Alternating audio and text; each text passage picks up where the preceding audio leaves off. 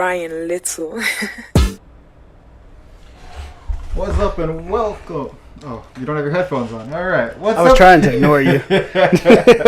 What's up and welcome to Retro Renegades. I'm Jonathan Goodheights. And I'm JB. All right. So this is our new podcast where we talk about indie film, pop culture. Pretty much that's it, right? Indie film and pop culture, and I guess maybe sometimes our lives if anything's interesting. Probably. Yeah. You know, may have bring on some guests to talk with us and hang out with us for a little bit, and you know, just kind of kick it. Just kick it. So we both are indie filmmakers, writer, directors. I've been doing it for far too long to talk about without seeming embarrassing that I'm still trying. Yeah. You just finished your first film? I did. And now we're on to shorts and everything like that. You know, just wrote a short film yesterday and trying to get that greenlit and going. It's pretty good. I enjoyed it. I'm glad you did, man. It was something I've never done before, right? Keeping myself contained at less than 10 pages. Yeah. It was what, 6? Yeah, it was about 5 or 6 pages. And, you know, it's very simple and... It's very much the opening for something much larger. And that's kind of like, you know, when that's what I read, like... it's you know, it's something when I was writing it, I was like, if I wanted to expand on another episode following this one up, I could. I liked it. Normally when I write skits, I write an ending. Mm-hmm. This was very much a beginning. Yeah. So I was like, okay, he has more he wants to do in this. This isn't it. Like, yeah. There's more to that story.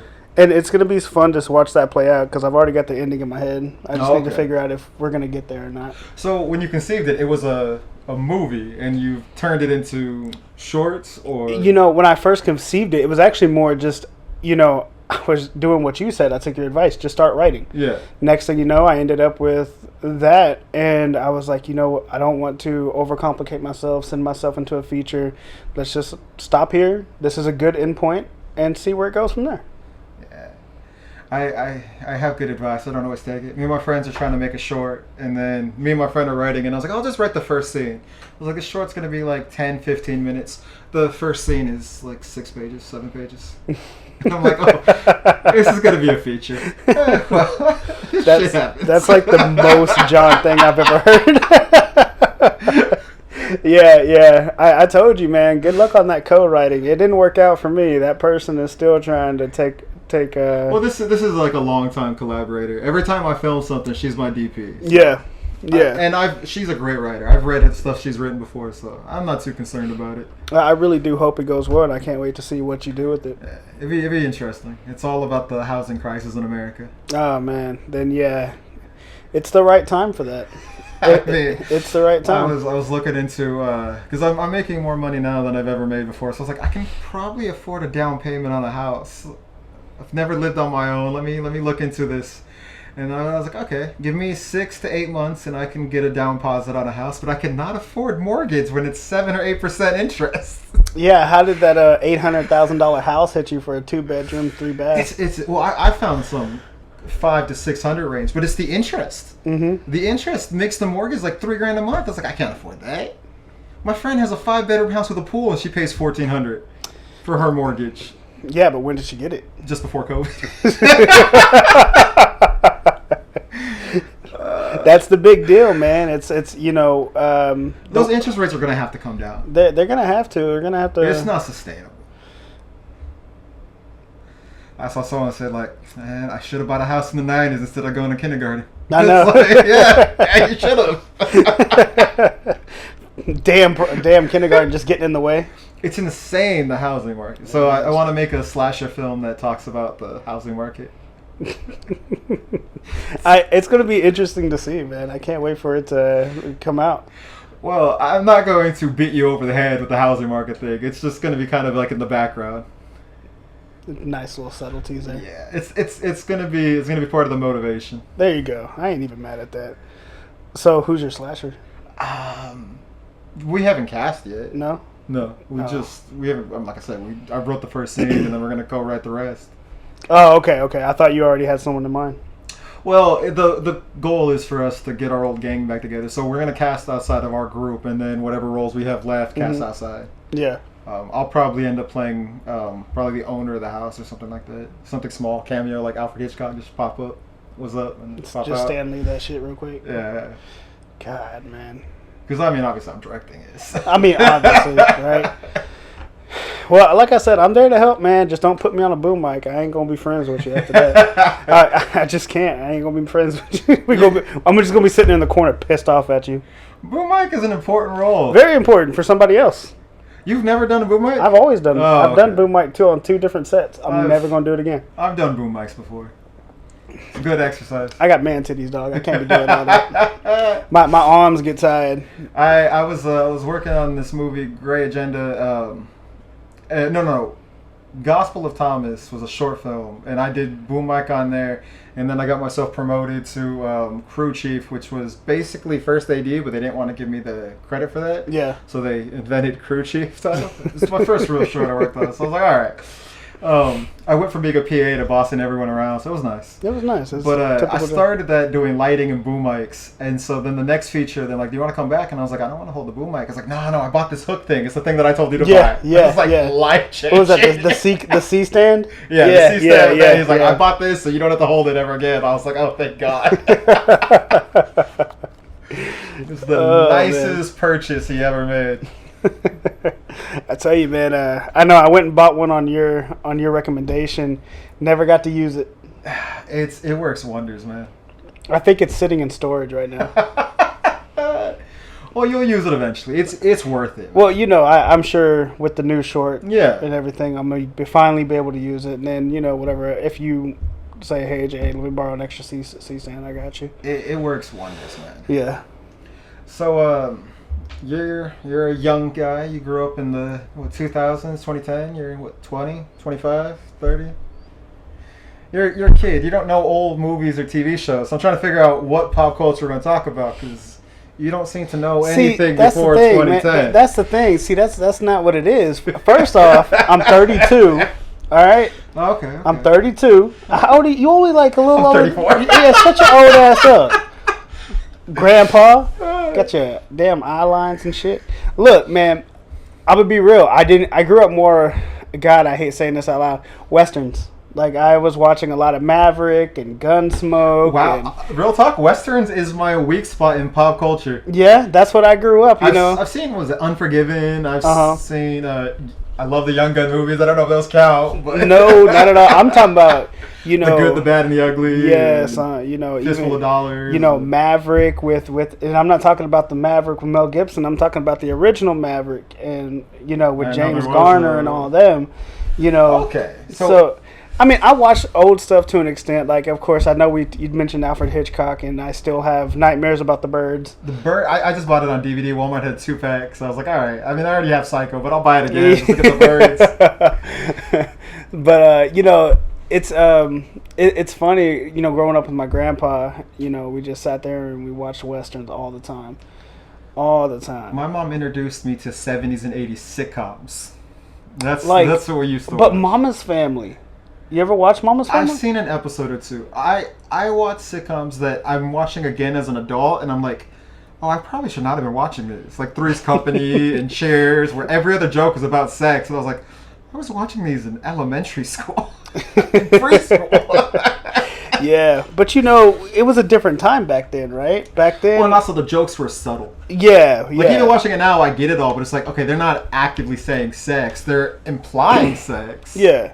But but it was a different generation, right? We were fortunate enough not to come up in this generation now where everyone gets offended at every little thing.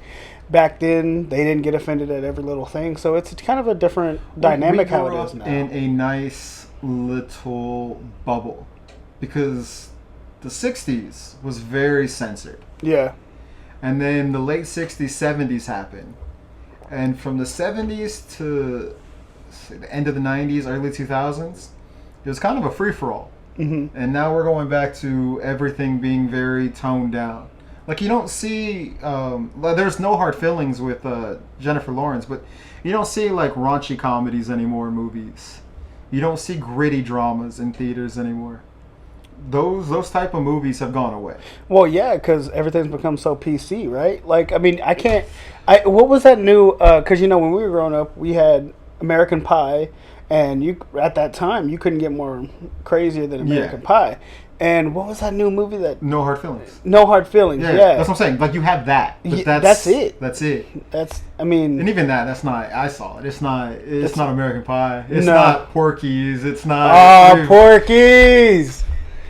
Didn't like the Animal House. What? Didn't like the second one too much. I've actually never seen the second one. Porky's Revenge. I've only seen the first one. Isn't there 3? Yeah. I've only seen the first one. I need to go back and watch all of them. Yo, I swear to God, and I don't know how PG we can get in this shit, but we can curse. Okay, well, no, it was I'm about to that scene where he puts his dick in the hole, and then the PE teacher comes back and she's like, I can identify it, and everyone's dying laughing behind her, bro. I swear to God, we wouldn't accept comedies like that. No, man, not at all. You notice like there's not as much nudity in movies anymore either. Yeah, well, Jennifer Lawrence does a lot of nudity in her movies. I think this was her only time she's ever done nudity in her movies. She's done like 2 or 3 movies. Oh, okay. Well, one where she played a army. I don't exactly know. I think it's called Red Sparrow, or something. Oh, okay. Like the Black Widow kind of movie. Yeah, that she was nude in, and then she did the most recent one. No Hard Feelings. And then there was a movie, and I don't know. I haven't seen No Hard Feelings, so I don't know if this is the same one, but it was a movie where she was dated. She was hired to. That's No Hard Feelings. So that's okay. So then 2 that I know of. Oh, okay. And so Jennifer. Which apparently is based on a true story. Apparently, some rich people hired some girl to date their kid and gave her a car. I mean, dang man, I would. I'm jealous. Let me date it. Never mind. I don't know if I can say that. Our audience and stuff. Let me date an ugly chick. I'm sorry, wife. It's weird. Matthew Broderick was in that movie. I love Matthew Broderick. He's very underrated. Ferris Bueller Days Off still one of my favorite movies. I just can't get over that nose, dog. I can't. Jennifer Lawrence? No, Adrian Brody. Oh, Broderick. I can't get over his nose. Matthew. Or am I thinking of Matthew then? Matthew got the long misshapen nose and. Yeah, it's Matthew Broderick. Oh my God, I can't. It's hard for me. Every time I see a Matthew Broderick movie, I'm just like. Messed up nose? Yeah, man. Have you never? Are you talking about Owen Wilson? No, man. I gotta show you. Hold on, Matthew. He was just in. No, that was I'm telling you, maybe it was Adrian Broderick. Yeah, because it's like Matthew Broderick doesn't have a fucked up nose. Well, I'm thinking about Adrian Brody. Oh, okay. I'm thinking about Adrian Brody. Look at that nose, dog. Yeah, but he's a good actor. He's a fantastic actor. Yeah. But this nose. But I was literally talking about Matthew Broderick. Okay, let me see who that is real quick. Ferris Bueller's Day Off. Oh yeah, okay. You're gonna be mad at me. You've never seen Ferris Bueller's Day Off? I knew you was gonna be mad at me, dog. I knew you was gonna be mad at me. I knew it. Okay, name a John Hughes movie you have seen. Let me Google who John Hughes is. Oh, dear Lord in heaven. Hold on. I'm better with faces. John Hughes, right? He's a director. I don't know if you're going to recognize his face. Oh, you talking about... Oh, okay. Then, nah, I ain't gonna... Well, let me see, though. Let me see what he's done. Like... 16 Candles, Pretty in Planes. Pink. Why didn't you tell me Planes? I've seen Planes. Planes, Trains, and Automobiles? Oh, I've seen The Breakfast Club. The movie's not called Planes. The movie's called Planes, Trains, and Automobiles. Okay, so I haven't seen that one. But I was thinking of Airplanes, where he's like, Airplane? Yeah, that's a great movie. That's not. No, but I saw Planes and I went to Airplanes. Surely you can't be serious. Yeah, I am The serious. second one's not as good. No, it's not. But the first one is genius. Die laughing, man. Yeah. But yeah, The Breakfast Club. I love that shit. He wrote Home Pretty Alone, in Pink, Home Alone. the vacation movies. What was the one where Cheech and Chong was in it? Cheech and Chong. They have a bunch of movies. I don't know if John Hughes did any of them. I don't think John Hughes did any of the movies. Yeah, man. Cheech and Chong movies are great, though. I haven't watched any of those in a long time. Born in East LA. Yeah. Man, I need to go back and watch those. I watched their roast last year. It was pretty funny. Chevy Chase. Yeah. I hear he gets a lot of flack for being extremely racist. I don't know about the racist thing, but I mean, I'll believe it. But he's apparently extremely rude as hell. That's what I heard. They booted him off of Community. Yeah, because he was being racist. Oh, I thought it was just because he was an asshole. Well, he was an asshole. He was saying racist remarks to Danny Glover. Really? Yeah. No, not Danny Glover. Is that Danny Glover? No, that's Donald Glover. Donald Glover. See, I know old actors. Danny Glover. He was in Angels in the Outfield.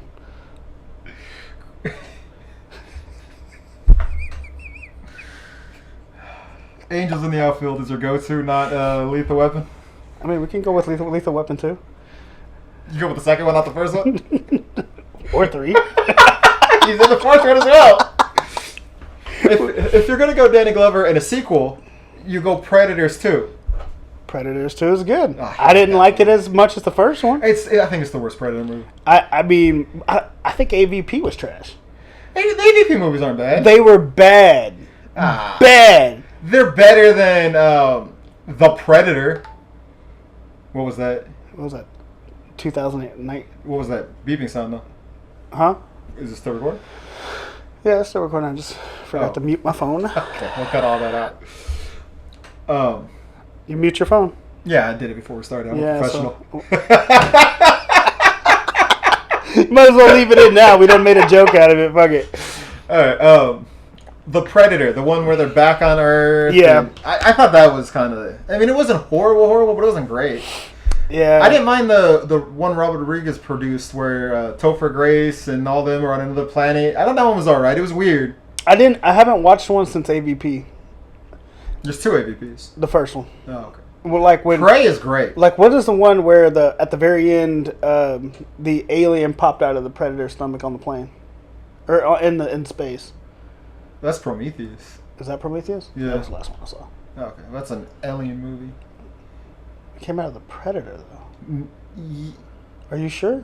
No, that was whenever the Predators lost. Okay, no. At the end of Prometheus, it pops out of the creature, not a predator. I have to rewatch. It's been a long time since I watched those movies. I bought them all on Blu-ray, rewatched them all, and then I haven't touched them since. And that was like 4 years ago. So I gotta go back. But Prey is great. Have you seen Prey? Mm-mm. Oh, Prey is genius. It's the one on Hulu about the Native American girl who. It's underground, right? No. It's just it's in the old world before Europeans came and conquered everything. God, man, what a terrible first episode this is. All right. I'm trying to get a gauge for where your pop culture is. So, westerns. You like westerns? I've watched quite a few westerns, but you know, like... So you're like a John Wayne fan? I love me some John Clint Wayne. Eastwood. Clint Eastwood, later Clint Eastwood than earlier Clint Eastwood. Now, later acting, or are you talking about his directing career? Both. Gran Torino is still one of my top 5s. Flags of Our Father, and Letters from Iwo Jima? Letters from Iwo Jima, yeah. I haven't seen those. I heard they're really great, though. They're on my to-watch list. He does such a great job. I love seeing it, seeing actors who can step behind a camera and then really take off from there. Ben Affleck? Yeah, Ben. I love seeing it. It's, because it shows that they're much more than just who they are on camera. It shows that Ron Howard? Yeah, it shows that they can just keep moving forward, and not stay stagnant. Sandra Bullock is one of those people who's picked up behind the scenes, and I just really love seeing that stuff. I think Jennifer Aniston Has she? Directed a few things. I didn't know that. Maybe she has. Because I know she directed a few episodes of, I never watched it, but Friends. She directed a few episodes of Friends. I'm not a fan of Friends yet. I've seen every episode. I don't get the hype. I don't get the hype, man. I watched it when it aired. And then I was like, it was just something was on. It was So I watched it when it aired, and then these last couple of years, everybody talks about it like it's the greatest thing ever made, and I'm like, no. Community's better, not Community. Community is better, but Coupling's better. It's like a BBC version of Friends. Yeah, much better. But what's her name? And you bring this is your second time bringing up Community, but we're going back to our first conversation. You don't see nudity as much in movies anymore. What's her name? Who played Alison Brie? Mm-hmm. Who played Dave Franco's wife? Yeah, she does a lot of nudity in her movies. Does she? Mm-hmm. I haven't seen a movie she's been in forever. Don't ask me the name of it. She's a good actress, though. I love Community. Community was great. Did you ever watch that? Or? Every freaking season. They're getting a movie. I just feel like once everyone was leaving at the end, it just died for me. Because in my opinion, You didn't like the Yahoo year? the Donald Glover made it for me. Donald Glover and what's his name? I don't want to be the Indian dude. Yeah, the Indian guy. I keep wanting to call him Raj, but I know that's Big Bang Theory. Yeah, no. And I've never seen an episode of Big Bang Theory. Big Bang Theory is funny. I can't get behind the whole. That's too nerdy for me. Like, I get their jokes. I'm there. I get them. They're not over my head, but like, it's just they're not. It doesn't click with me. I fell out of Young Sheldon, but Big Bang Theory I liked. But I'm a comic book nerd, so a bunch of comic book nerds talking about comic book shit. I was like, I'm there for. I can roll with that. I feel that. I mean, I'm wearing a Marvel shirt. Yeah, I tried to get him to burn it when he walked in, but he wouldn't. Because DC's better. Name a DC character that's Superman. not one of the big three. Superman. I said not one of the big three. Green Arrow. Okay, well there you go. We have it. You only picked the one that started a 12-year series of television shows. But hey, I only watched the first season. What makes DC better? I don't know. I'm just messing with you. I mean, to be honest, I've always been a Superman fan. Superman is legit, but everybody wants to give him shit just because I just feel like one big and this is one big problem in that community is everyone thinks someone has to beat someone, and I always think Stan Lee always said it best. It's all a Marvel guy, by the way. Yeah, I know. I know. But Stan Lee always said it best. He asked in an interview if Wolverine, Hulk fought, who would win. He was like, whoever the writer decided to win. I mean, it's not about who can actually be who. At the end of the day, it's who the writer wants to win. And so I always think that whole conversation is stupid in general. Like, if Superman and Batman won, whoever they wanted to win. Batman beating Superman, I've always thought was far-fetched. Very far-fetched. Well, nothing proves that better than there was a miniseries around 2012 called Avengers vs. X-Men. And the Avengers won almost every battle. But how do you beat Logan? It just... But if you take a look at the behind the scenes at the time, Avengers was the biggest movie in the box office. I see where you're going. And they didn't own the rights to the X-Men characters in the movies. Fox owned it. Yeah. So, and it's like, okay, so you don't even care about the story anymore. You just want to punish the X-Men.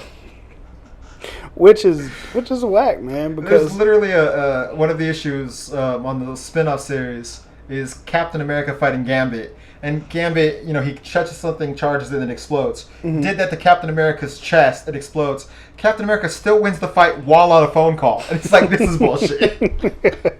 This is bullshit. I tell you, man, it's just crazy. The problem with DC, and DC's gotten a lot better. Their comics now don't have this problem at all. But you go back like the 60s, 70s. Yeah. The reason why Marvel, I'm a diehard Marvel fan. I think Marvel is the superior one, has the superior length of good quality stuff, is because going back to Stan Lee was like, I don't care about Spider-Man. What's happening with Peter Parker? Yeah. Okay, we have the Fantastic Four. What's their personal life like? Right. To me, people get angry when I say this, but comic books are soap operas. Mm-hmm. A good comic book is a soap opera. Nothing illustrates as better than the X-Men comic books or Spider-Man comic books. Go pick up a random X-Men comic book or Spider-Man comic. You will be lost. Yeah. You got a lot of history you got to figure catch out. up on. And all these comic books, I mean, Superman's been around since the 30s. Yeah. There's a lot of history there, but you could pick up any Superman comic book and more or less figure out where you are pretty quickly. Right.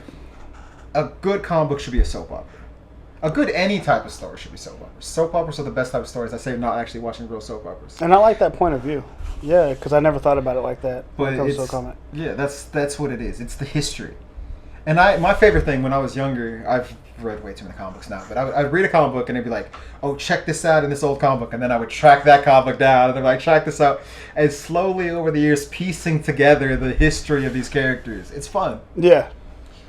But comic books now, I still spend far too much money every week at the comic book store, but they're not as engaging as they were. I feel it's lost its magic. My grandpa has like 3 boxes of comics he's collected since the 50s. And worth some money. yeah, try getting people to buy them though. That's the hard part. And so I go to this thing every year called Comic-Con. All people do there is buy comic books. No, really? There's a giant market for it. Because I've got 3 cases upstairs I'm trying to sell. There's a market for it. I got a Superman 50th anniversary up there or something like that.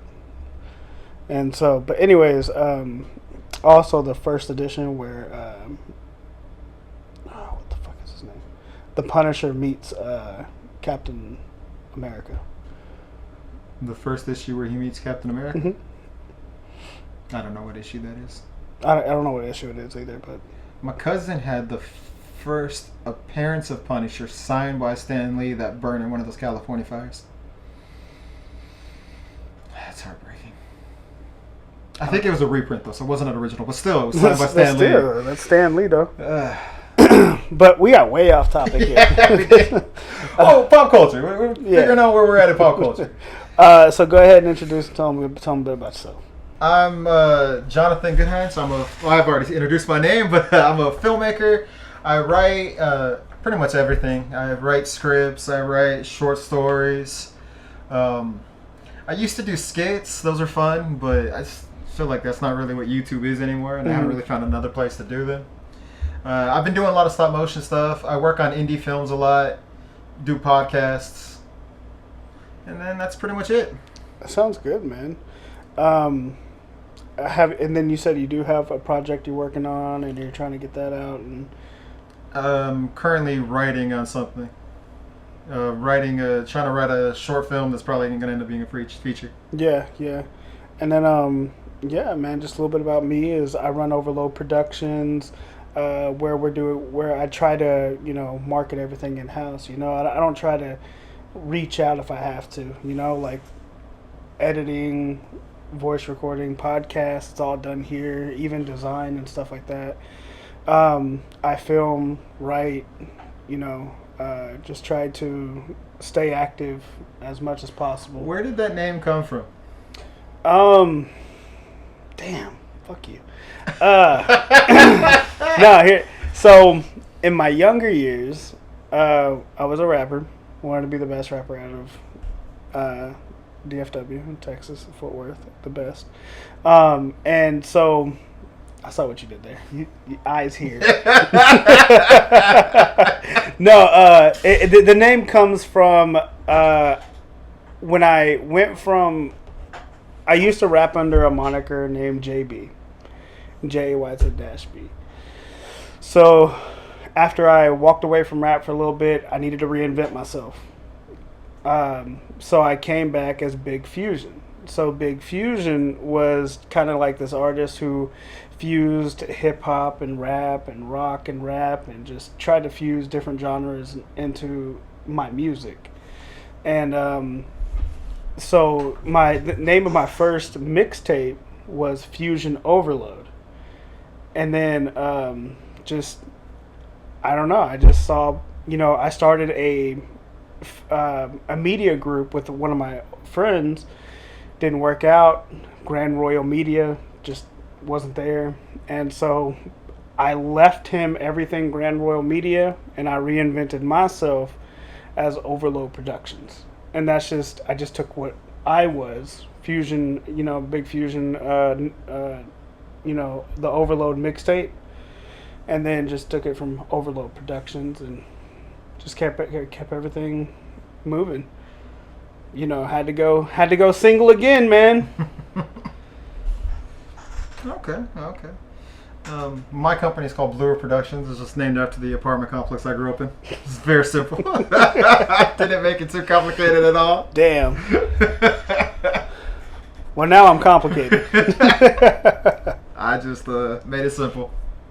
My apartments were nicknamed the Blue Roofs. That's what my company's called. Blue Roost? Blue Roofs. Blue Roofs. Okay. And you're also doing stop motion, right? Yeah, I'm doing a lot of stop motion right now. It's actually really fun. And I've just started implementing green screen work on the stop motion. So I'm trying to make the gargoyles fly through New York City. Interesting to see how it works out. And then that drops what? I don't know. I'm still editing. It's going to take me a while to edit it. So I'm going to go ahead and light a fire. So if everybody's listening, it's going to come out next weekend. on Saturday. It's going to come out next weekend. How's that, John? Motivation. We'll see. Motivation. I still have to make 2 more episodes before I drop them. He has to do all this before Saturday. Okay. I also want them to be good. They're going to be 5-star episodes. Oh, dear Lord. They're only like 5 seconds each, so they're not too long, but it's a lot of work. Have you ever done stop motion? Nope, but I've seen Gumby. That's claymation, but it's the same concept. You do little move. I mean, it is stop motion, but it's also claymation. Yeah, and so yours you use action figures, and I'm like, it's got to be a little easier than using clay, right? I mean, I could be wrong. I'm not. The clay you can pose easier. Mm-hmm. The action figures, it's a lot of time erasing things I'm using to make them stand up. Oh, gotcha.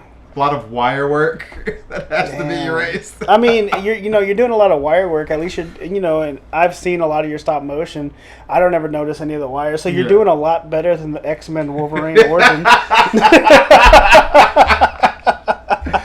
Oh, culture wow, that was great. That was great. that damn final scene with Deadpool and Wolverine. They're sitting there wires. Ryan Reynolds really did redeem that character. He did. Oh my god! In But Wolverine Origins, that was so bad. It was so bad. You saw the wires, dude. Like, come on, you had a team. The only other thing I could think of where you can see the wires, when I first got a good TV. And I was rewatching my Gilligan's Island DVDs. I saw the hat being lifted off by a wire. And I was like, okay, this was made for black and white TV in the 60s. It's forgivable. Yeah. Wolverine Origins does not have that. No, not at all. You had a big budget. And you was... God, I still laugh every time I see that damn wire when I watch that movie. I really want them to reboot the X-Men. I really want an X-Men. Who would you have play Wolverine? Hugh Jackman. Hugh Jackman did a good job. I'm not trying to but he's always been too tall. Yeah, but I think we talked about that. Wolverine was only 5'6", 5'5". Hugh Jackman's always been too tall. It should be someone short and grumpy. And I don't want. And this is Danny DeVito. Danny DeVito would be great. No, here's my problem. Those X-Men movies were important, and I'm not trying to bash on them. I have them all. I've watched them all dozens of times, but they weren't X-Men movies. Wolverine is not the single most important character in the X-Men. I'm sorry, he's not that important. Oh, but he recruited everyone. Wolverine? When you watch the movies, he recruits Jean Grey and not Jean Grey. Rogue. Yeah. And, he is the one Patrick Stewart sends out to recruit everyone. Those movies, especially The Last Stand, gave Wolverine way too much to do. Come on, he was the only one who could withstand the Phoenix. First of all, if you read the actual, come on, man, he was the only one. If you read, he has adamantium. All right. If you read the Death of the Phoenix saga, that storyline with Wolverine was actually Cyclops' storyline. Cyclops stopped the Phoenix, not Wolverine. But because Superman Cyclops disappeared in a lake. Well, I was about to explain that. There's this little known movie called Superman Returns. I don't know if any of you've seen that. Have you seen that? Superman Returns? That's the one where that one Brendan Ruth comes, he plays Superman. It ignores Superman 3 and 4. Yeah. So after Superman 2, Superman leaves, comes back, finds out that Lois Lane is engaged to some other guy and has been raising his kid all this time. It was really a weird movie. The whole house ended up in space or some shit. Really weird movie. Kevin Spacey's Lex Luthor. Mm-hmm. So when that movie was being made, it took the director from the X-Men movies and it took Cyclops. Cyclops played Lois Lane's fiance. That's why he got killed off in the beginning of Last Stand. That and Halle Berry and Hugh Jackman's agents, because both of them were like, no, we want bigger roles. Halle Berry was like, if I'm coming back for this third movie, I want to be the leader. And but it's Storm. Storm is one of the greatest X-Men leaders. But in the movie, she was. No. Storm is one of the greatest leaders of the X-Men. But that storyline is a Cyclops storyline. Looked like a Wolverine storyline to me. My favorite part. My favorite part is the guy who wrote it. I forget his name off the top of his head. He's kind of a jackass. he said on a podcast, Script Notes, that She-Hulk was only invented so that the Incredible Hulk has someone to fuck. And he's like, that's his cousin. Like, that's gross. Like, what the hell's wrong with you? But he wrote The Last Stand.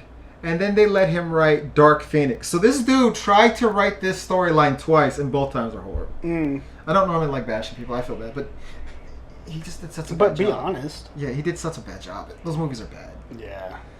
Yeah.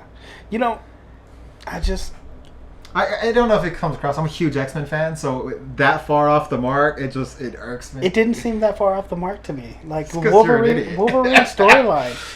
It's Wolverine power. Like I said, he's 5. The X-Men animated series, much closer to the comics. I'm very looking forward to X-Men 97 when that comes out. It's gonna be alright. It's gonna be great. But the movies were the best.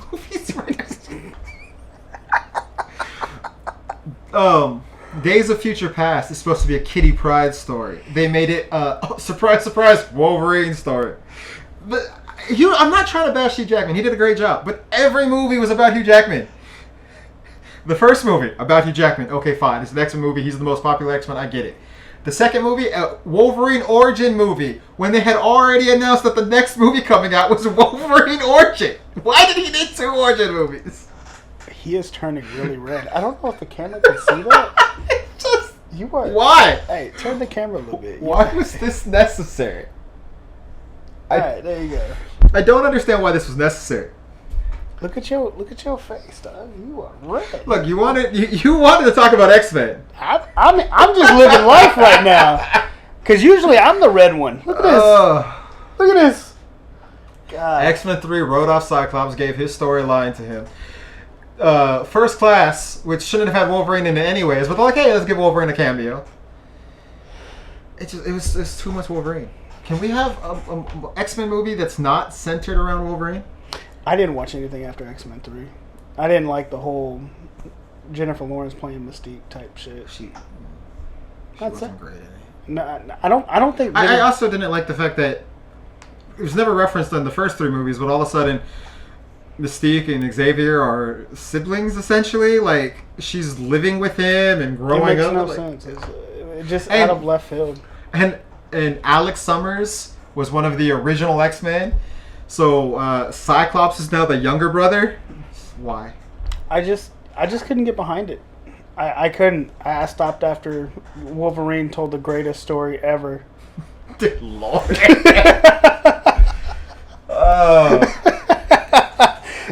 Well, this is what the podcast is going to be. A little bit about us, pop culture, and Jason making ignoramus statements while I get overly passionate about nonsense. I hope you continue to watch. Anything else for this first episode? How long have we been going? 40 minutes. All right, that sounds about right. All right, well, I'm Jonathan. You can check me out at blueroofproductions.com. My name is Jason JB. You can catch me releasing stuff on YouTube, Overload Productions. All right. Thank y'all for joining us. Give us legends. Later.